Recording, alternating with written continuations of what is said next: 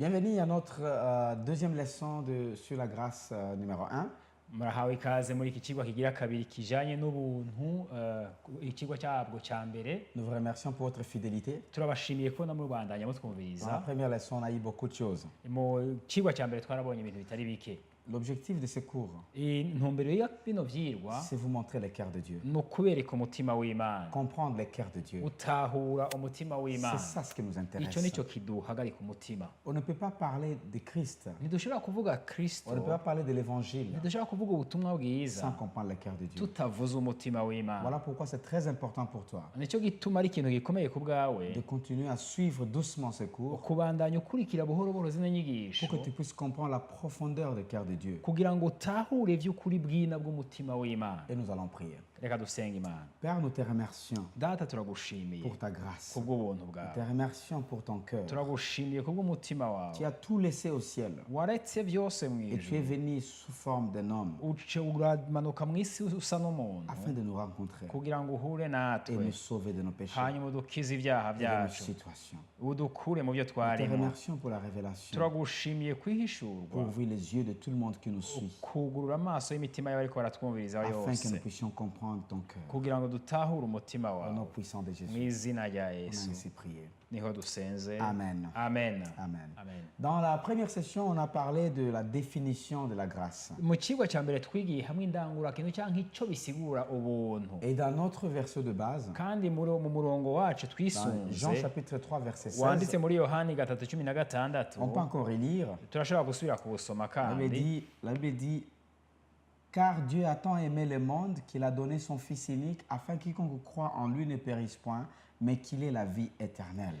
Uri uwo murongo wa 16 muri Yohani wa gatatu haravuga gutya ngo kuko urukundo Imana yakunze abari mu isi ariko rwatumye itanga umwana wayo w'ikinege ngo umwizera wese ntazapfe ruba ariko ahabwa ubugingo budashira. Amen. Et nous avons défini la grâce Turasigura icyo ari cyo comme ubuntu, une faveur imméritée. tubuvuga ko yuko ari ingabire uhabwa ataco wakoze, C'est qu'on ne méritait même pas. ni ikintu utari ubereye no guhabwa. Qu'est-ce que nous on a fait Mbega twe twakoze iki pour que nous puissions mériter les saluts? kugira ngo by'ukuri tuvuge yuko dukwiriye Dieu nous a gukizwa? donné sa faveur. Imana yaduhaye ubuntu bwayo, yatugiriye ibakwe. On a défini la grâce comme un don qu'on donne à quelqu'un sans fournir des efforts. Tujya tuvuga yuko ubuntu ari ingabire uhabwa nka kurya umuntu yoguha ingabire ata kintu na kimwe urinze gukora cy'inguvu cyangwa ngo uterure cyangwa ukora iki ukabironka ku buntu gusa. Les dons de Christ Ni ingabire ya a été Kristo donné à l'humanité yatanzwe ihabwa isi aba mu isi pour que l'homme le reçoive kugira ngo umwana w'umuntu sans ayakire fournir beaucoup d'efforts ata kintu arinze et gukora, qu'il devienne fils de Dieu. hanyuma acike umwana w'Imana. Ça, c'est le cœur de Dieu. Uwo ni wo mutima On w'Imana. a défini la grâce comme un message qui est trop bon pour être vrai. Twaravuze ubuntu nk'ubutumwa bwiza cyane buryoshe gusumba uko umuntu yoshobora kwibaza ko ari bw'ukuri. Beaucoup d'entre nous, nous voulons avoir des choses après les avoir achetées.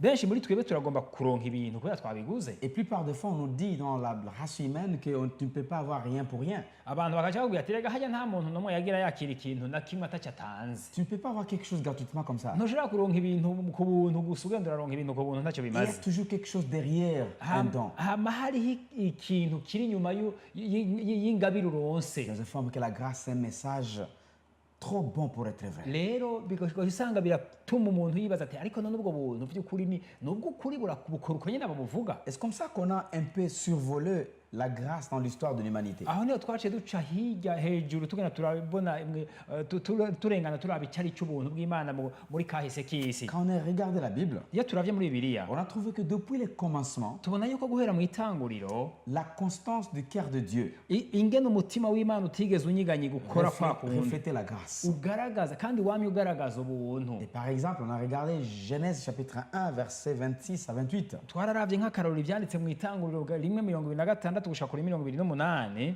Où Dieu dit, faisons l'homme à notre image, aho Imana ivuga ngo reka tureme umuntu mu ishusho yacu selon notre ressemblance. nk'uko asa natwe.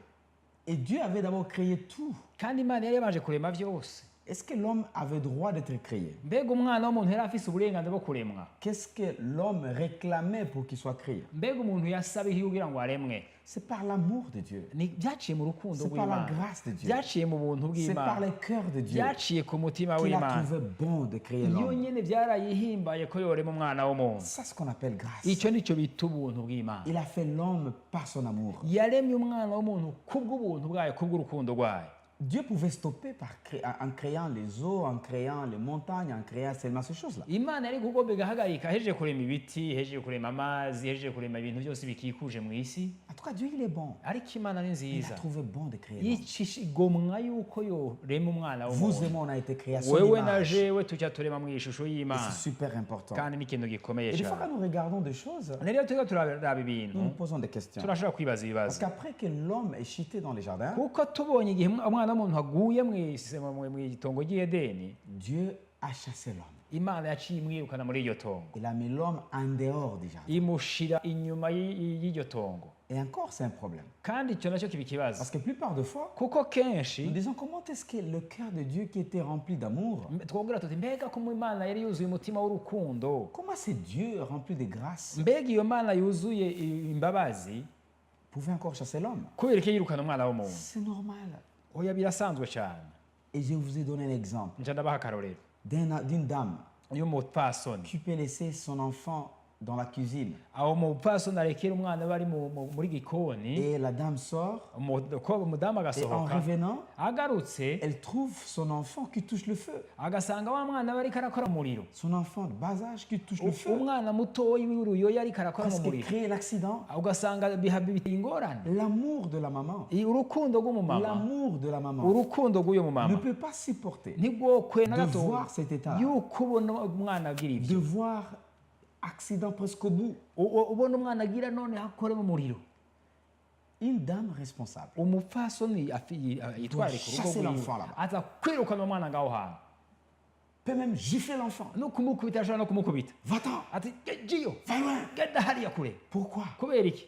À cause de l'amour. kubera urukundo. Cette dame n'est pas contre cet enfant. uyo mupfasoni ntiyanka uyo mwana na gatoya, Cette dame a mis au monde cet uyo enfant. mupfasoni niwe yavyaye uwo mwana, Cet enfant a fait élever, cette dame a fait élever cet uyo enfant. umupfasoni niwe ariko ararera n'uyo mwana, Cette dame protège cet uyo enfant. mupfasoni arazigama uyo mwana Mais à aramurinda, cause de son amour, ariko kubera urwo rukundo ne peut rwiwe pas laisser l'enfant ntashobora devant le feu. kurekera umwana mu Il va gikoni mu chasser muriro, l'enfant, aramwirukana, même gifler. akanamukubita Et c'est mbere le bikenewe. même cas que Dieu. nicyo kimwe Le n'umutima cœur w'Imana, de Dieu. umutima w'Imana. Dieu ne pouvait pas voir Adam et Ève Imana ntiyashobora kubona Adamu na Eva après avoir mangé le fruit qu'ils ont été défendus de manger bahejeje kujya kuri cya cyama yari yarabujije kujyako, et aller manger encore le fruit de la vie. hanyuma ngo ibareke bagende ku cyamwa Parce qu'il y cy'ubugingo, avait le fruit de la vie. kuko hariho icyamwa Si cy'ubugingo. Adam et Ève, Iyo Adamu na après Eva avoir désobéi à Dieu, bahejeje kugambararira Imana, allaient manger iyo bakagenda le fruit kurya de la vie, kuri cya giti cy'ubugingo, Je vous informe. ndababwije ukuri ma sœur, mon frère, mwene data mupfasoni namwe mu qu'ils muvukanye, pouvaient rester dans cet état de mort. bari guca baguma bari muri icyo kibanza cy'urupfu Éternellement. mu bihe bidashira. Personne ne pouvait les sauver. nta n'umwe yari gushobora kuba Personne ne kibakiza, pouvait les aider. nta n'umwe yari gushobora kugira icyo akoze ku Dieu ne bwabo. fait pas des choses au hasard. Imana ntikora ibintu mu gihamana. Adam et Ève avaient déjà un sentiment de devenir au-delà de ce qu'ils étaient. Adamu na Eva bari bamaze kuja mu kibanza cyo kwibaza cyo kuja mu kibanza kirengeye icyo barimwo, Ils ont été mentis par Satan. bahenzwe na Ils étaient Satani. déjà super. Ariko bari abantu baza bameze neza, Ils étaient baremwe dans la neza, hauteur. bari hejuru iyo. Il fallait que Dieu Ibyari bikwiye ko Imana chasse l'homme. ibirukana muri icyo kibanza, Chasse l'homme. yirukana umwana Pour w'umuntu préparer le plan de la kugira rédemption. ngo itegekanye umugambi wo gucungura abana b'abantu. Et comme preuve, Nk'akarorero, qui montre qu'il les aimait toujours. kugira ngo kandi ikerekana ko yabakunda Dieu le visitait en dehors du champ. Imana yaraje kubagendera inyuma Il les y'itongo, visitait de temps en temps. ikabagendera. Ça montre l'amour de Dieu. Ibyo vyerekana urukundo Dieu, c'est un rw'Imana. Dieu de grâce. Imana ni Imana Et y'ubuntu. nous avons regardé les exemples de grâce dans la vie des enfants de Dieu. tujya turaraba uburorero bw'aho Imana yerekanye ubuntu bwayo mu bana Nous b'abantu. avons regardé la vie, le cœur de Dieu envers Noé. tujya turabona umutima w'Imana ku bijanye na Nowa, La grâce de Dieu dans la vie de Noé. ubuntu bw'Imana mu buzima bwa Nowa. Dans Genèse chapitre 6, byanditse mu itanguriro 6 verset 8, vous avez lu ça dans notre première leçon. umurongo wa 6 mwarabisomye mu kigwa giheruka. La Bible dit Bibiliya iravuga neza que Noé a eu grâce grâce ngo nowa yagiriwe ubuntu devant les yeux de Dieu, imbere y'amaso devant y'Imana, la face de Dieu. imbere y'amaso Donc Noé y'Imana. n'était pas très spécial, nowa ntiyari umuntu comme adasanzwe beaucoup de gens peuvent le nk'uko penser. abantu bamwe bashobora kubyibaza. Il n'était pas très spécial. ntiyari umuntu adasanzwe namba, C'est mais il a trouvé grâce. ariko yagiriwe ubuntu Nous devons nawe. savoir la profondeur de ces choses. turatega gutahura ivyo Si bintu. vous ne comprenez pas le cœur de iyo Dieu, mudatahuye umutima il w'Imana vous sera très difficile vyobagora de cane comprendre l'évangile. gutahura ijambo L'évangile est ry'Imana. centré dans le cœur de Dieu. ijambo ry'Imana rifatanye n'umutima Voilà w'Imana. pourquoi nous vous encourageons nico gituma tubatera à intege connecter avec le cœur de kugira Dieu. ngo mwifatanye n'umutima w'Imana. Noé, Nowa Noé a eu grâce. yagiriwe ubuntu nawe. Nous avons regardé la grâce dans la vie d'Abraham. turashobora no kuraba ubuntu bwagaragaye mu buzima bwa Aburahamu. Dans Genèse 12, vyanditse mu itanguriro 12 chapitre 12, versets 1 et 2. guhera ku murongo wa mbere gushika ku wa kabiri. Comment Dieu a choisi Abraham. ingene Imana yatoranije Aburahamu. Il était dans une communauté pyrénéenne, la sorcellerie et différentes autres choses.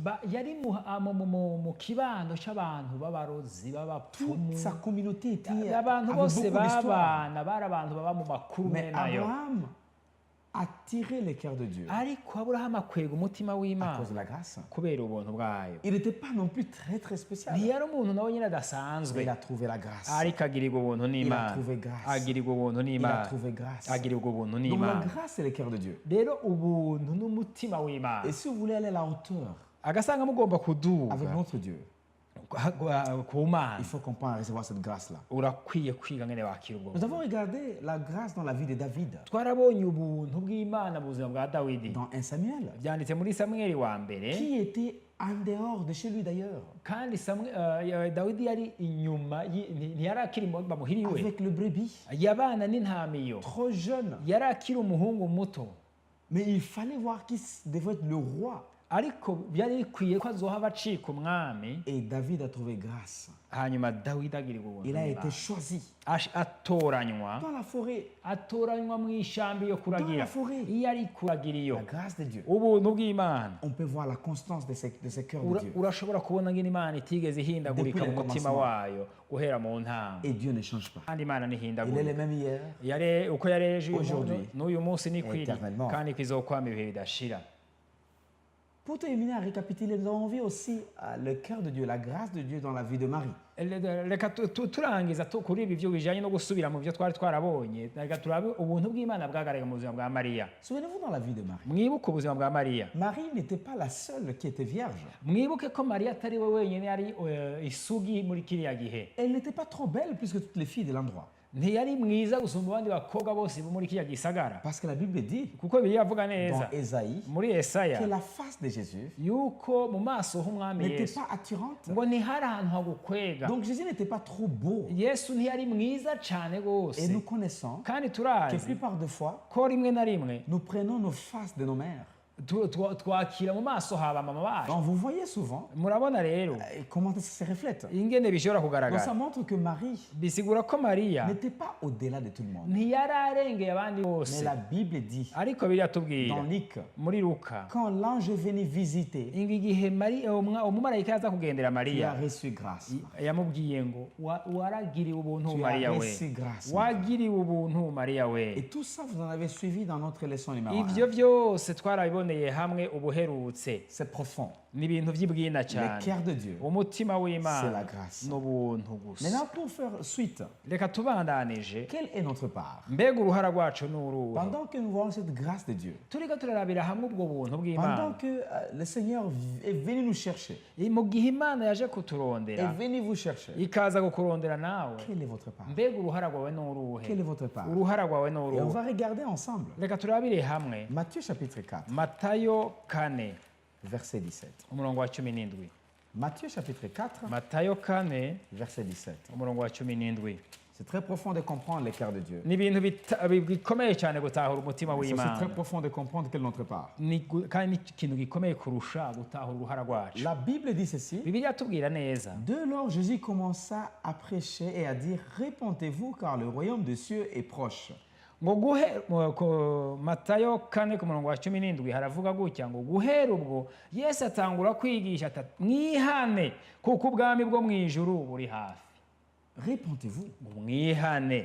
Et maintenant là, le terme répentez-vous Rero iri jambo bavuga ngo mwihane est connecté au royaume. rifatanye n'ubwami. L'évangile, c'est le cœur de Dieu. Ubutumwa bwiza ni umutima L'évangile, c'est w'Imana. la grâce. Ubutumwa bwiza ni bwo buntu. Mais là, ça demande à nous Ariko biradusaba de twebwe nous repentir. yuko twihana. Se repentir peut être discuté dans différentes dimensions. Rero ukwihana birashobora guharirwa ko mu mico itandukanye. Mais en grec, Ariko mu kigiriki ce mot repentir igira ijambo rivuga ngo kwihana signifie métanoïa. rivuga ngo metanoia Métanoïa signifie transformation de façon de penser. metanoia bisigura ngo guhinduka ukava mu byo warimo ugahinduka rwose. Changez votre façon de penser. Guhindura ngene wiyumvira. Changez votre façon de vivre. Guhindura ngene ubayeho. Changez votre façon de faire. Guhindura ngene ukora ibintu. Changez complètement. Guhindura rwose. Et c'est cela ce qui fait la profondeur de ce message. Kandi icyo nicyo kigira ibwina bw'iri Si jambo. tu pensais que Dieu était un vieux, Agasanga bibaza ngo Imana ni Imana ishaje changez dès maintenant. ngo ubunye ngo harakwiye kwihinduka. Dieu n'est ni petit ni vieux. Imana si ntoyi kandi Il ne ntishaje. grandit pas, il ne vieillit pas. Ntikura kandi ntibisaza. Tu ne peux pas les comparer à une chose que tu as déjà vue. sur la terre. Ntushobora kuyifata nk'ikintu wowe umaze kwigera ubona Il est Dieu. ni Imana. Voilà pourquoi il faut comprendre déjà la façon de penser. Nicyo gituma uza kubanza guhindura ngene Si tu wiyumvira. penses que c'est un homme ou c'est une femme, Agasanga bibaza ngo ni umugabo cyangwa n'umugore tu as déjà un problème. urafise ikibazo. Parce qu'il n'est ni homme ni femme. Kuko si umugore kandi si umugabo. Ah, tu peux me poser la question. Urashaka kwimbaza ikibazo. Comment est-ce que Dieu, Uti mbega ni on gute l'appelle Imana? papa, Twomwita papa. notre Père qui est aux Tukavuga ngo cieux. data wo mu Non, ijuru. le fait de Père, Agasanga tuvuga ngo c'est data l'autorité. ni ukuvuga ngo niwe atuyoboye niwe Changez aganje. complètement votre façon de penser. Muhindure rwose ngene Tu ne peux mwiyumvira. pas avoir une photo Ntushobora kugira kwakira ifoto et la mettre dans ta maison ngo urishire mu nzu en yawe disant que c'est notre Dieu. uvuga ngo iyi niyo mana yanje. Dieu, Imana Il est Dieu. ni Imana nyene. métanoïa. Hindura ngene mwiyumvira. Métanoïa. Nimuhinduke rwose. Metanoia. Nimuhinduke cyane. Qu'est-ce qui se passe Mbega bigenda lors de gute? votre nouvelle naissance? Mu gihe umuntu avutse ubwa Lorsque kabiri. vous acceptez cette grâce. Igihe wakiriye ubwo buntu bw'Imana. Avant que vous n'acceptiez cette grâce, Imbere y'uko mwakira ubwo il faut buntu, comprendre qu'il faut changer votre façon de penser. murakwiye gutahura ko muzaba kubanza guhindura ngene mwiyumvira. Complètement la façon de penser. Mugahindura rwose ngene mwiyumvira. Dans les cas contraires, Bitagenze uko vous aurez beaucoup de difficultés uzogira ingorane à zikomeye comprendre ce message. gutahura iryo banga. Parce que le cœur de Dieu, Kuko umutima w'Imana ce n'est pas une religion. si idini na gatoya. Le cœur de Dieu, Umutima w'Imana ce n'est pas une dénomination. si ni dini usengeramo. Le cœur de Dieu, Umutima ce n'est pas w'Imana un groupe de si gens. umurwi ugenderamo. Le cœur de Dieu, Umutima c'est w'Imana la charge, ni c'est la uburemere faveur n'ubuntu imméritée. ataco Que vous ukora kugira ngo puissiez bwakire devenir son fils. bwakugize umwana Quel wawe que soit là où vous êtes, aho woba waravukiye quelle que hose soit votre vie, aho ubuzima bwawe bwaba bumeze quel que kose soit votre genre, aho uko woba umeze uko ariko que vous kose puissiez venir kugira ngo uze et devenir son fils. ucike umwana w'Imana. Qu'est-ce qui se passe Mbega bigenda gute lorsque vous acceptez iyo mwakiriye cette grâce? ubwo buntu, Vous acceptez le cœur de Dieu. iyo mwakiriye umutima w'Imana. Et je voudrais qu'on voie Colossiens. nagira turabire hamwe muri Colossiens. mu bakorosayi Colossiens chapitre 1, abakorosayi rimwe versets 13 et 14. abakorosayi rimwe 13 na 14. Colossiens chapitre 1, versets 13 et 14. abakorosayi rimwe 13 na 14. Très intéressant pour nous. Colossiens chapitre 1, versets 13 et 14 dit ceci. Il nous a délivrés de la puissance des ténèbres et nous a transportés dans le royaume de son Fils bien-aimé. ngo yadukijije ububasha bw'umwiza atwimurira mu bwami bw'umwana wiwe akunda. Comprends ici. Utahure hano La grâce de Dieu ubuntu bw'Imana a fait à ce qu'il puisse transporter le corps, bwagutumye agukuraho urafata umubiri wawe venir en chair sur la terre comme Jésus, yakira arema umubiri awugira nk'uwa Yesu, qui est une faveur imméritée pour vous et moi, kandi uwo niwe buntu ataco wokora kugira ngo bwakire kubw'iwawe. nous donner le droit légal de devenir le Fils de Dieu uwo niwe rero yaje kugira ngo aduhe uburenganzira bwemewe n'amategeko yo gucika abana b'Imana, et vivre là où il règne. hanyuma tujye tuba mu kibanza aganjemwo. Mais là, quand nous acceptons cette grâce, ari mu gihe twakiriye ubwo buntu quand rero, nous acceptons ce cœur de iyo Dieu, twakiriye uwo mutima w'Imana, une chose qui se fait, hari ikintu gikoreka, c'est que nous sommes transportés. nuko tujya duterurwa. Vous ne vous transportez pas Si vous-même. mwebwe mwiterura, Non. oyaye Dieu namba, nous transporte. ariko n'Imana iduterura, Il vous transporte iraguterura de là où vous êtes, ikagukura aho de uri, votre sorcellerie, ikagukura mu de bupfumu votre bwawe, magie, ikagukura mu byo waba de votre mumanyamareba histoire culturelle, ikagukura mu bya de kahise kawe vos dieux kakaranga de culture, ukava mu bimana byanyu de by'abakera vos dieux des ancêtres. ukava mu bimana byanyu Il vous basokuruza amène hanyuma akakuzana dans son royaume. mu bwami bwiwe Il vous amène là akakuzana où il règne. ahaganje Maintenant, au niveau de votre esprit, rero mu mpemu yawe vous êtes déjà transporté. uba wamaze guterurwa Voilà ce qui est puissant. icyo ni cyo cy'ubushobozi Aucune religion nta dini na ne rimwe peut changer votre état spirituel. nta dini na rimwe ryoshobora guhindura ingene usanzwe umeze mu buryo bw'impemu Aucune religion, nta dini na rimwe aucune philosophie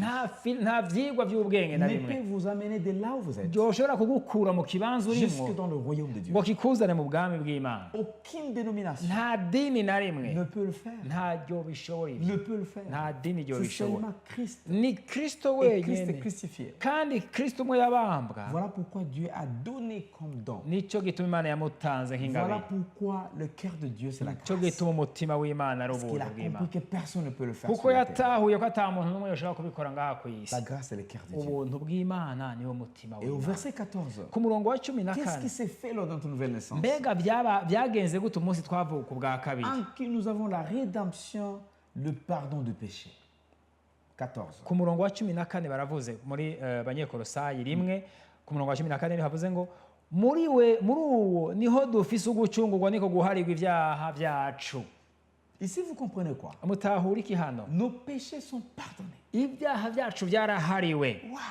amen Aucune religion nta dini na ne peut rimwe pardonner vos péchés. ryoshobora guharira ibyaha byawe Aucune religion nta dini na ne peut rimwe vous déclarer que vos péchés sont pardonnés. nta dini na rimwe ryoshobora kukubwira ngo ibyaha byawe Aucune. urabihariwe nta na rimwe Aucun prophète, nta muvugishwa n'umwe aucun maître, nta muntu w'umwigisha akomeye aucun rabbi, nta muntu w'umwigisha mu aucun bayuda souverain nta sacrificateur, muntu n'umwe w'umuherezi mukuru aucun pasteur, nta mupasitori n'umwe aucun révérend, nta muntu w'umukozi aucun w'imana prêtre, nta mupadiri n'umwe aucune sœur, nta mubikira n'umwe aucun pape nta mupapa ne n'umwe peut te déclarer yoshobora que kukwatura tes ko péchés sont ngo pardonnés. ibyaha byawe birahariwe Mais Jésus-Christ, ariko yesu kirisito Dieu par sa grâce, imana biciye mu buntu Yadi. bwayo yaravuze une fois vous acceptez cette ngo grâce, umunsi muzamwakiriye ubwo tous buntu vos gusa péchés sont pardonnés. ibyaha byanyu byose bizaba bihariwe Le passé est passé. ngo bizaba biheze amen Et c'est ça ce qui nous a tirés. icyo nicyo cyadukweze Nous qui sommes devant vous, là. twebwe turi ngaho imbere Nous qui yanyu sommes vos amis, là. twe turi abagenzi Nous qui banyu partageons nos vies avec vous. twebwe turiho turasangira ubuzima bwacu hamwe Et ce qui namwe fait que nous sommes motivés nicyo kidutuma à rester duhaguruka dans ce message, tukaza tukabandanya twigisha ubutumwa à rester bwiza dans l'amour de Christ, tukaguma muri uru rukundo rwa parce que kirisito nous comprenons. kuko twatawe Nos parents ne pouvaient pas. ababyeyi bacu Nos ntibabishobora grands-pères ne pouvaient pas. abasokuruza Mais mes ntibabishobora péchés ont été pardonnés. ariko ibyaha byacu Je suis byarahari dans un autre royaume. turi mu bundi bwami Pas ce royaume-là. atari ubwo bwami bwa Mais le kera royaume de Dieu. ariko ubwami bw'imana Qu'est-ce qui se passe mbega bigenda lors gute de votre nouvelle naissance? umunsi muvuka ubwa kabiri Qu'est-ce qui se passe? mbega bigenda gute Vos péchés sont pardonnés. ibyaha byanyu Vos biraharirwa péchés sont pardonnés. ibyaha byanyu Le biraharirwa royaume est changé. ubwami bugahinduka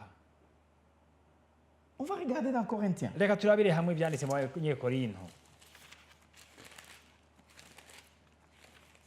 Corinthiens chapitre 3. abanyekorinto ba mbere gatatu 1 Corinthiens chapitre 3, abanyekorinto ba mbere gatatu verset 17. umurongo ni 17 La Bible nous dit, on peut commencer mais au verset 16 si tu veux. reka duhere ku murongo wa 16 1 Corinthiens chapitre 3, versets 16 et 17, moi ça m'intéresse beaucoup. abanyekorinto gatatu 16 na 17 Lorsque vous acceptez cette grâce, iyo mwakiriye ubwo buntu bw'imana vous devenez les temples de Dieu. mucika ingoro z'imana Parce que nzima la Bible dit, ne savez-vous pas que vous êtes les temples de Dieu et que l'Esprit de Dieu habite en vous?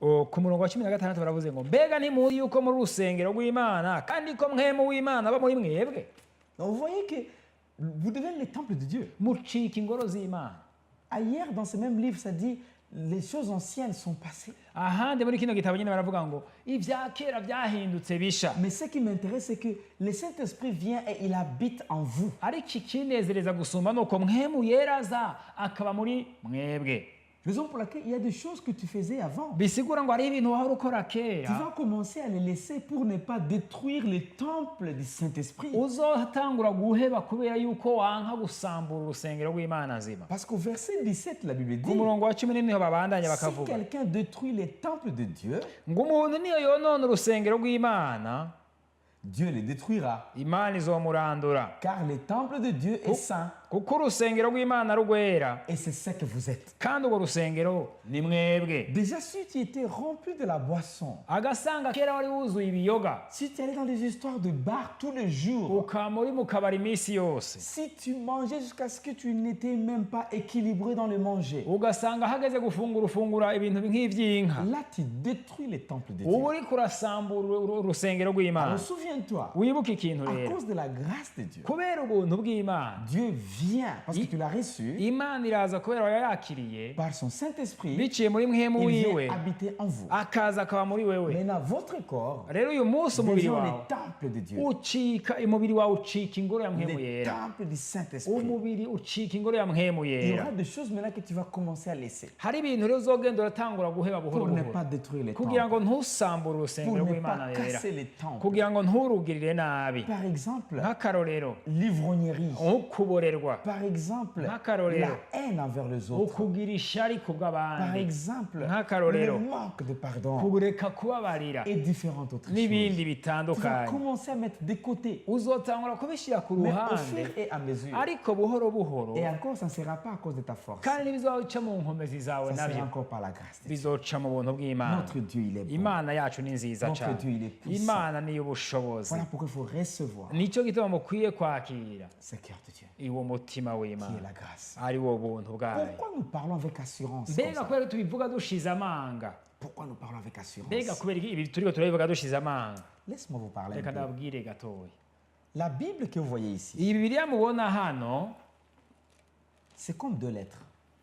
imeze nk'amajambo abiri, C'est comme deux lettres. Mais C'est Nico comme qui- deux lettres écrites. nicyo kimwe n'amabaruwa abiri yoba Et mwarandikiwe. laisse-moi vous donner une illustration. Reka ndabaha akarorero.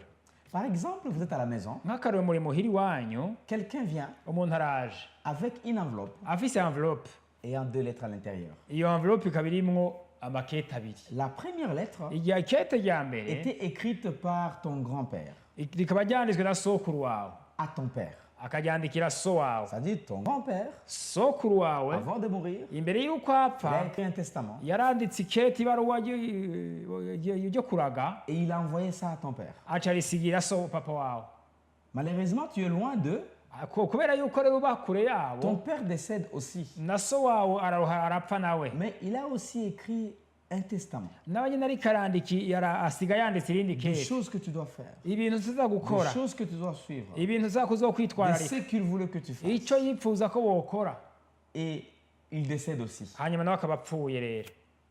Le voisin Umubanyi prend wawe ces deux lettres agaca yakira amakete et abiri, il met dans une enveloppe agaca yashyira mu ibahasha rimwe, et il les amène. agaca yazana, Il te les donne. agaca La yaguhereza. question que je vais te poser, Ikibazo ngenda kubaza, quelle est la lettre qui va t'intéresser plus que l'autre? mbega ikete uzokwitwararika gusumba n'irihe?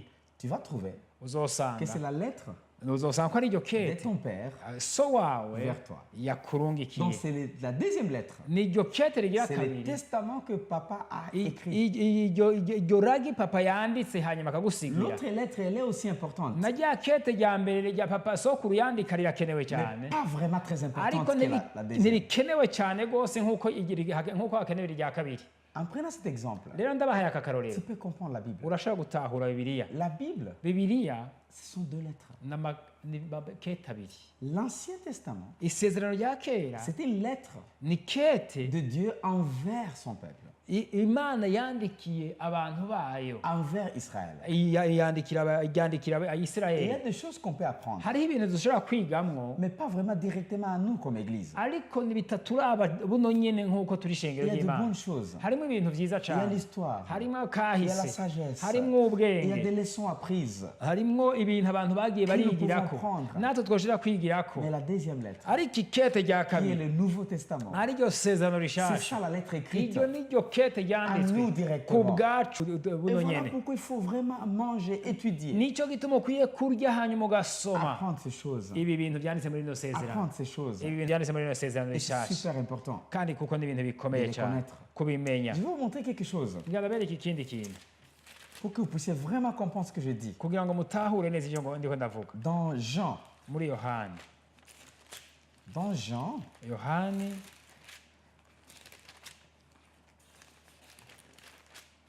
chapitre...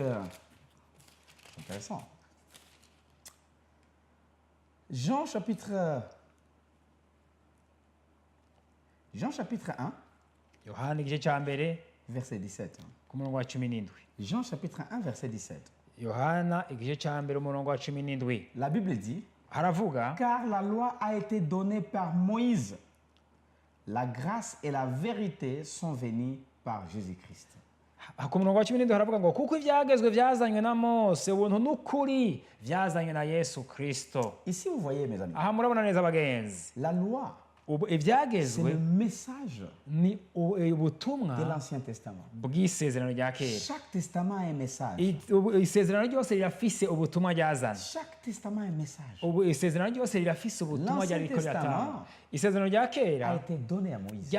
ryahawe mose C'était la lettre écrite à nos pères. ryari ikete ryandikiwe ba sokuru Parce que souvenez-vous, kuko mwibuke sans Israël, iyo isirayeli itabaho l'Église peut-être ne pouvait pas être née. isengero kumbure ntiriba ririho muri kino Parce gihe qu'il fallait la loi. kuko byari bikwiye ko hatangura préparer la venue de Christ. ibyagezwe kugira ngo bitegekanye umuzo wa kristo Voilà pourquoi je vous dis, nicyo gituma ndababwira c'était la lettre écrite à nos parents. ngo cyari cete cyandikiwe ababyeyi bacu ba mbere Et cette lettre était amenée par Moïse. kandi icyo cyanditswe cyari kizanywe na mose Maintenant, cette deuxième lettre, rero ikete rigira kabiri cette deuxième lettre ikete rigira qui kabiri est écrite directement à nous, ryandikiwe twebwe buno nyene nous a été amenée twarayizaniwe naryo par nyene Jésus-Christ. twarihawe n'umwami C'est yesu vraiment le cœur de Dieu, uwo niwo mutima w'imana déposé dans une enveloppe, washizwe mu bahasha rempli de la vérité, wuzuye ukuri et nous a été donné. twaramaze kurihabwa Ese rero iryo kete Voilà pourquoi bararihawe je vous dis, nicyo gituma ndababwira si vous êtes là agasanga muri et vous ngaho n'avez jamais compris mukaba mutarigera mutahu le pourquoi de comprendre le cœur de Dieu, ingene wotahura umutima w'imana c'est cours sur la grâce. iri kicigwa kijanye Vous n'ubuntu présente bw'imana le cœur de Dieu, kigo kirakwereka umutima vous présente w'imana l'amour de Dieu. kigo kirakwereka urukundo rwayo Tu n'es plus condamné. ntugicire urubanza namba Tu n'es plus condamné. ntugicire Voilà urubanza pourquoi tu peux donner ta vie nicyo gituma ushobora gutanga ubuzima bwawe en recevant cette mu grâce. kwakira ubwo buntu En recevant cette mu grâce. kwakira ubwo buntu bw'imana Reçois la deuxième lettre. wakira iryo kete rya kabiri Regardez avec moi Romains. turabire hamwe ibyanditswe mu baroma Parce que c'est la deuxième lettre. kuko biri muri rya C'est toujours en deuxième lettre. kete rya kabiri Romains chapitre 8, abaroma 8 verset 1. umurongo wa mbere Regardez un peu ce que la Bible dit. murabe icyo birivuga Romains chapitre 8, abaroma 8 le cœur de Dieu est révélé. umutima w'imana urahishurwa Regardez ce que la Bible dit. murabe icyo birivuga Il n'y a donc maintenant aucune condamnation pour ceux qui sont en Christ, en Jésus-Christ. haravuga rero ngo nuko rero ku murongo wa mbere abaroma 8 ngo nuko rero none abari muri kristo yesu nta rubanza ruzobatsinda Ceux-là qui sont en Christ, abari muri kristo ceux-là qui ont accepté le cœur de Dieu, abo bakiriye umutima w'imana oh, il n'y a aucune abo condamnation. rero nta rubanza Il n'y a ruzobatsinda aucune nta condamnation. rubanza namba ruzobatsinda Maintenant, comprenez des choses. mutahuriye ikintu La neza profondeur du cœur de Dieu. ibwinaho umutima Il w'imana voulait te mettre dans la famille. yagomba kukuzana ubwa mbere mu muryango wayo Accepte son cœur. wakira uwo mutima wayo Accepte son cœur. wakira uwo mutima w'imana Accepte son cœur. wakira uwo mutima w'imana Le cœur de Dieu, umutima w'imana c'est la grâce. ni ubuntu Et c'est le message kandi nibwo butumwa de l'évangile. bw'inkuru Dans nziza cette nouvelle alliance, mu isezerano rishasha ou dans cette lettre nouvelle muri iri cete twise qui icete nous a cya été kabiri écrite, nous twarungikiwe devons comprendre tuza gutahura des choses profondes. ibintu vy'ibwina C'est sûr que tu es là, te poses des questions. agasanga uri ngaho wibaza ibibazo Comment le faire? ukavuga uti mbere nobigenza gute Comment y aller? mbere muntu yobishobora gute Comment avancer? umuntu yotera imbere gute Je fais ça dans le passé. narakoze ibi muri Je kahise fais ça dans le passé. narakoze ibi n'ibi Je fais comme ça dans le passé. naragize uku n'uku Je vous informe. ngira ndababwira iki que dès que vous donnez votre cœur, guhera umunsi mutanga en umutima acceptant wawe le cœur de Dieu, mukakira ubuzima bw'Imana, tout ce qui s'est passé est passé. ibyabaye kera byaraheze, Tout commence à zéro. byose bitangura gushasha, Parce que c'est le cœur de Dieu. kuko niwo mutima w'Imana. C'est ça le cœur de Dieu. Uwo niwo mutima w'Imana. Il veut que vous puissiez amener ceci à votre voisinage. Aragomba yuko muzana ubutumwa bwiza mukabubwira ababanyi Mais banyu. commence par toi-même. Ariko imbere yuko mubwira ababanyi mutangure kuri Commence mwebwe par ton nyene, cœur. mutangure ku mutima wanyu. Dieu nous aime. Imana iradukunda. Il ne faut pas vous juger. Ntimukicire Il imanza ne faut mwebwe pas vous condamner. ntimugacanire Il vous imanza. aime au-delà de vous-même. Arabakunda gusumba uko mwikunda Il mwebwe. vous aime au-delà de vous-même. Arabakunda cane gusumba uko Vous mushaka pouvez dire que kutibaza. vous êtes déjà aimé. Murashaka kuvuga utega tusanzwe dukunzwe. Mais je vous informe. Ariko ndagenda abwira Il iki? vous aime plus que vous-même. Arabakunda gusumba uko Il mwikunda. n'y a aucune condamnation Arakubwiye ngo nta rubanza pour ruzogutsinda ceux-là qui sont en kuri Christ. abo bari muri Kristo Yesu. Regardez Jean chapitre 3 verset 17. Turabire hamwe Yohani 3 umurongo wa 17. Pourquoi j'insiste sur ça? Mbega kubera iki mbanda yenda bivugako? Parce que ça reflète le cœur de Dieu. Kuko vyerekana vy'ukuri umutima Ça w'Imana. reflète le cœur de Dieu. Vyerekana vy'ukuri umutima w'Imana. Jean 3, 17. Yohani 3:17. Elle dit, Dieu, en effet, n'a pas envoyé son Fils dans le monde pour qu'il juge le monde, mais pour que le monde soit sauvé par lui. Ku murongo wa 17 havuga ngo kuko Imana itatumye umwana wayo gucira abari mu isi urubanza, ariko ngo abari mu isi bakizwe nawe. Donc, Jésus est venu. Yesu yaraje. Le cœur de Dieu a été révélé vers nous Umutima w'Imana urahishurwa ku bwacu pour que le monde vienne. kugira ngo isi ize kuri Pour que we. vous et moi, Kugira ngo twe na on wewe soit attachés à Christ. tuze gufatana n'Imana. L'amour de Dieu Urukundo rw'Imana nous amène. turatuzana. Je comprends pourquoi. Ndataho nicyo gituma ntahura. Peut-être que vous avez entendu le message de l'évangile Kumbure mwarumvise inkuru nziza y'ubutumwa et vous bwiza, n'avez jamais donné votre cœur. hanyuma mukaba mutarakizwa Parce qu'on vous a dit peut-être, kubera bakubwiye ngo tu es kumva rebelle, tu es rebelle, nguri tu umugarariki ne mérites pas. ntavyo Regarde ce que tu as fait. raba ibyo wakoze byose. Jésus nous dit, Yesu akubwiye Viens. gutya ngo nuze avec tout ce que tu es, n'ibyo byose ufise, avec toutes tes faiblesses, n'izo ntege nke avec zose, tout ton fardeau, n'uwo mutwaro wose je te ufise, donnerai du repos. nzoguha amahoro, Je te donnerai du repos. Je te nzokuruhura, donnerai la paix. nzoguha Je te amahoro, donnerai la joie. nzoguha umunezero. C'est le cœur de Dieu. Uwo niwo mutima le w'Imana, cœur de Dieu. uwo niwo mutima w'Imana. Médite un tout petit peu.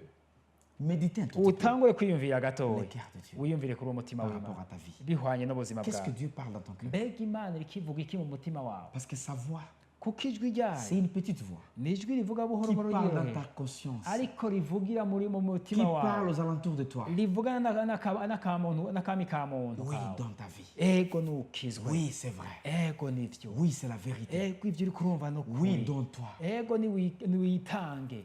Laisse-moi te dire, Reka ndakubwira, le cœur de Dieu umutima w'Imana, se te voit dans la famille.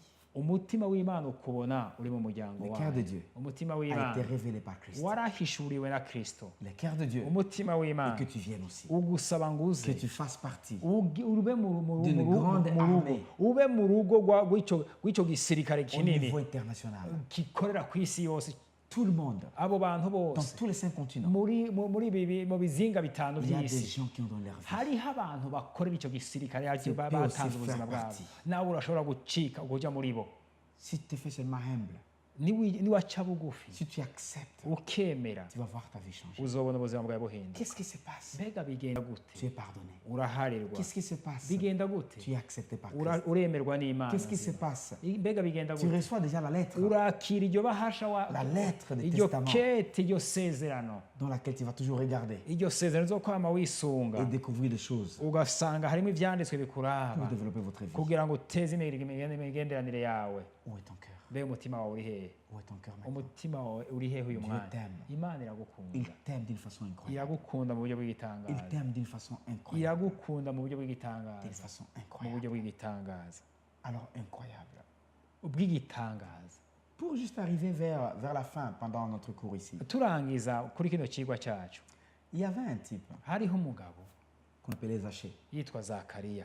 dans la parole de Dieu. Zakayo mu ijambo ry'Imana. Zachée. Zakayo Il était de courte taille, yari umuntu mugufi, mais il était riche. ariko yari atunze, Il avait beaucoup de moyens. yari afise amahera menshi, Il avait beaucoup d'argent. yari afise amafaranga menshi kabisa, Il était chef de taxateur. yari umuntu atoza ikori, Il avait beaucoup de moyens. yari afise amahera menshi, Mais il avait soif. ariko yari anyotewe. Vous savez, Vous pouvez avoir tout le message. murazi murashobora kuba mufise ibintu byose, Vous pouvez avoir la révélation du cœur de Dieu. murashobora kuba mufise n'ihishurirwa ry'umutima w'Imana ngene Mais vous umeze, n'avez pas soif. ariko ugasanga nta nyota ufise. Ce type avait soif. Ariko uyu mugabo yaranyotewe, Il est monté sur un arbre. aduga hejuru ku gitarurira igiti, Un arbre de sycomore. igiti cyitwa ngo umusikomori, Il était monté là. yaduga kuri Parce cyo qu'il voulait voir Christ. kuko yagomba kubona Parce Yesu, qu'il voulait voir Christ. yagomba kubona Yesu. Vous savez, si vous avez soif, Murazi iyo munyotewe vous allez le voir. uramubona by'ukuri Parce que le Yesu, cœur de Dieu, kuko umutima w'Imana se voir des gens dont leur vie n'ont pas été transformées, nabo bafise ubuzima bwabo butahindutse, que leur vie change. ukifuza by'ukuri Voir ko les gens bohinduka. qui les cherchent, qui les trouvent. Ukabona abo bantu bariko bararondera Imana ko boyironka, Voir les gens qui prient pour le voir, qui le voient. ukabona ukifuza uti abo bantu bariko barasenga barondera Imana ese C'est boyibona. ça le cœur de Uwo Dieu. niwo mutima wayo. Et il avait dit à ce type, Yesu arabwira uyo mugabo Zachée, ati Zakayo, descends, numanuke je vais être avec toi. kuko uno munsi ndari Je vais iwawe, rester chez toi. nza kuguma iwawe. Et beaucoup de gens ont commencé à murmurer. Abantu baratangura kwidoga Pourquoi Jésus va aller chez ce type-là qui vit dans le péché? ati mbega Yesu agomba kurara kuri uyu mugabo aba mu byaha kurya. Laisse-moi te dire, Reka nakubwira ikintu quel kimwe. que soit ce que les gens ont dit, Ntacyo bitwaye icyo abantu bavuga le kuri cœur de wewe, Dieu n'a pas changé. umutima w'Imana ntiwahindutse. Et vous aussi pouvez vous dire, Namwe murashaka kuba si mwibwira une fois j'ai donné ma vie, ngo hamwe nokizwa, est-ce que le cœur de Dieu, mbega umutima w'Imana, qu'est-ce que les gens vont dire? abantu bazomvuga kwiga, Qu'est-ce que les gens vont dire? abantu bazomvuga kwiga, Qu'est-ce que les églises qui m'entourent vont dire? mbega amashengero yo hirya no hino yanje bazovuga iki, Et les gens qui m'entourent, mes voisins vont dire quoi? abantu bambona baba banyi bazovuga iki. Laisse-moi te dire, Reka nakubwira ikintu, quel que soit ce qu'ils vont dire, ntacyo bitwaye icyo bazovuga, le cœur de Dieu reste le même. umutima w'Imana uguma ari wawe. Il t'aime plus que tout le monde. Aragukunda gusumba Il abantu a besoin de bose, toi. aragukeneye, Il a besoin de toi. Et il aragukeneye, veut rester chez toi. kandi aragomba kuguma Pour changer iwawe votre vie. kugira ahindure ubuzima bwawe. Et voilà pourquoi. Nicyo gituma Quand Jésus est entré igihe Yesu yinjira dans sa maison, mu nzu ya Zakayo, directement, buno Zachée, nyene il Zakayo a commencé à promettre. yatangiye Je vais gusezerana, donner mes moyens aux aravuga pauvres. ati ngira ntangure gutanga amafaranga Et yanjye je vais ahereza abakene, remettre aux gens. ngira nsubize abantu, Ok, j'avais pris leur argent ou leurs moyens. abantu bose nije ndabasubiza inshuro zine. Je sais que des fois tu te poses la question, Ndazi ko rimwe na rimwe uhora wibaza qu'est-ce que ikibazo je vais faire? uti mbega nobigenza gute. Ne vous en faites pas. Ntimukiye On ne vous dit ntimugire pas de ikibazo. venir au Seigneur. Ntushobora kugaruka ku On ne mwami, vous dit pas de recevoir cette grâce ntitubabwiye ngo mwakire ubuntu pour qu'on ravisse ce que vous avez. kugira ngo babibe ibyo ibyanyu. Beaucoup de gens sont déçus Abantu benshi bama d'aller vers Christ bama bazazanirwa no kuja à cause kuri de la Yesu manipulation. kubera yuko Le babahendahenze, vrai message de l'évangile, ariko ubutumwa bwiza bw'ijambo ry'Imana vous présentez le cœur de Dieu. burakwereka umutima w'Imana, Et c'est à vous de faire ce que tu veux. hanyuma wewe nyene akaba ari ufata On ingingo. n'est pas là pour ce que vous avez. Aha ntituri ngaha ku byo mufise On n'est mwebwe, pas là pour ce que tu es. ntituri ngaha ku cyo uri, Nous sommes là pour vous présenter le cœur de turi Dieu. ngaha kugira ngo tubereke umutima Voilà w'Imana. pourquoi il faut donner votre vie. Nicyo gituma mukwiye gukizwa, Accepte ce cœur de Dieu. ukemera uwo Et mutima tu verras ta w'Imana, vie changer. hanyuma uzobona ubuzima bwawe L'argent ne buhinduka. peut pas acheter la paix. Ubu amafaranga ntashaka kugura amahoro, L'argent ne peut pas acheter le sommeil. amafaranga ntashaka kugura itiro L'argent ryiza, ne peut pas acheter la santé. amafaranga ntashaka kugura amagara Le meza. sommeil, ça vient de Dieu. Itiro riva ku Tu peux avoir Mana. une grande maison Urashobora kugira inzu nziza et tu nini ne vis pas ariko ugasanga convenablement ubayeho neza parce que tu ne dors pas kubera yuko convenablement. udasinzira amahoro. L'argent ne peut pas acheter la bonne santé. Amafaranga ntashaka kugura Tu peux amagara avoir de meza. l'argent Urashobora kugira et amafaranga tu vis avec des tuyaux dans ton corps. ugasanga ariko ufise amatwi y'indani mu Tu mubiri, vis avec des fers dans ton corps. ugasanga hariyo ivyuma mu mubiri, Et tu vis en prenant des médicaments tous les ukama jours. uriko uranywa umuti iminsi yose. Mais Jésus, quand il vient, Ariko Yesu igihe il aje change. ubuzima bwawe La vie burahinduka, de Zachée a changé. ubuzima bwa Zakayo Et à cause de bwarahindutse, cette paix qu'il avait kandi reçue, guhera kubera joie qu'il avait ayo reçue. mahoro n'uwo il a munezero commencé à donner ce bien. atangura gutanga ibyiwe. Et je vous assure ce soir, Ndababwire kuri je uyu vous assure muhinga, ce matin, ndababwiza je ukuri vous muri kino assure aujourd'hui, ndababwiye kuri uyu munsi, n'importe quand, ntacyo bitwaye du moment hari où vous êtes, umwanya murimwo, je vous informe ngira ndababwire ibi que bintu, notre Dieu, ko Imana il yacu change les vies. ihindura ubuzima Il bw'abantu, transforme le vie. agahindura ubuzima Il bw'abantu, bouge les vies. igahindura ubuzima bw'abantu. Ayez le temps de méditer. Mwifate umwanya wo kuri Le cœur de iyi Dieu, mwiyumvire ku mutima w'Imana, le cœur de Dieu, mwiyumvire ku mutima w'Imana, c'est juste ni gusa vous aimer. kubakunda. Il vous aime. Arabakunda, Et c'est la grande raison de ce cours. kandi nicyo gituma tubigisha kino Présentez kintu, le cœur de Dieu kubereka umutima w'Imana afin que vous puissiez être engloutis kugira ngo muje munyegere muri dans wo, cet amour-là. munyegetere muri Et que urwo tu donnes ta rukundo, vie. hanyuma uhereze ubuzima bwawe Yesu. Et aux gens qui partagent l'évangile, Ku bantu bose basangira ubutumwa bwiza, s'ils ne comprennent pas le cœur de Dieu, badatahuye umutima ils w'Imana, auront difficile bizobagora à cyane présenter le vrai évangile. ingene bashobora kwerekana ubutumwa L'évangile, bwiza c'est le cœur de bw'ukuri. Dieu. Ubutumwa bwiza ni umutima Et il n'y a pas w'Imana, de condamnation. kandi kandi nta rubanza muciriwe Dieu vous aime. imana Dieu, irabakunda il m'aime. imana Il irankunda veut que nous puissions aller plus kandi loin. iragomba ko dushika La kure Bible, bibiliya tubwira c'est vraiment 2 lettres ni amakete abiri dans une enveloppe. biri mu ibahasha rimwe Et vous et moi, twe na mwebwe nous avons la nouvelle alliance. dufise ikete rishasha Le isezerano Nouveau rishasha isezerano Il y a rishasha un message pour nous. harimwo ubutumwa bwiza buturaba buno Prenez le nyene temps de méditer par rapport à ça. mufate akanya ko kwiyumvira ibyo. Déjà, dès que vous recevez, Mu gihe muhejeje kwakira le Saint-Esprit est en toi. muhemu w'imana bari muri wewe Vous changez le royaume. uba uhinduye Vous ubwami devenez le Fils de Dieu. mucika abana b'imana Waouh, c'est très profond. ni ibintu by'ibwina cyane Comment tu peux marcher sur la route mbega ushobora kugenda kwibarabara gute alors que kandi tu vis dans le royaume de Dieu? uba mu bwami bw'imana Et tout ce qui va te regarder, abazokuraba tout bose celui qui te regardera, abo bazokuraba verra bose ta vie changer au fur et à mesure que tu vas avancer avec Dieu. bazogenda barabona ubuzima bwawe bugenda burahinduka uko ugenda uraterana imbere Il n'y n'imana a aucune condamnation nta rubanza pour ruzocira ceux-là qui sont en Christ. kuri abo bari muri Il n'y kristo a yesu aucune condamnation nta rubanza pour ruzotsinda ceux-là qui sont en Christ. uri muri kristo yesu Que le Seigneur te bénisse. imana ibahezagire Continue à penser par rapport à ça. ubu tubandanye wiyumvira ibihwanye Et n'ibyo changer ta vie hanyuma uhindure ubuzima par bwawe rapport à différentes choses. ku bijyanye n'ibyo uri Je kuracamo ne vais pas terminer sinagomba kurangiza sans prier avec vous. ntasenganye namwe Mais kandi ayez ton cœur ariko utegure umutima wawe braqué sur le cœur de Dieu. umutima wawe ufatanye n'umutima w'imana Changez votre façon de penser. utangure kwiyumvira ngene uhindure Changez ivyiyumviro votre vie. uhindure ubuzima bwawe Changez votre façon de faire. uhindure ngene ukora ibintu Et vous verrez votre vie changer. uzobona ubuzima bwanyu buhinduka Parce que le centre de la vie kuko ishimikiro ry'ubuzima bwacu restera dans votre vie. rizoguma ari mu buzima Et bwawe vous n'allez pas vraiment regretter. kandi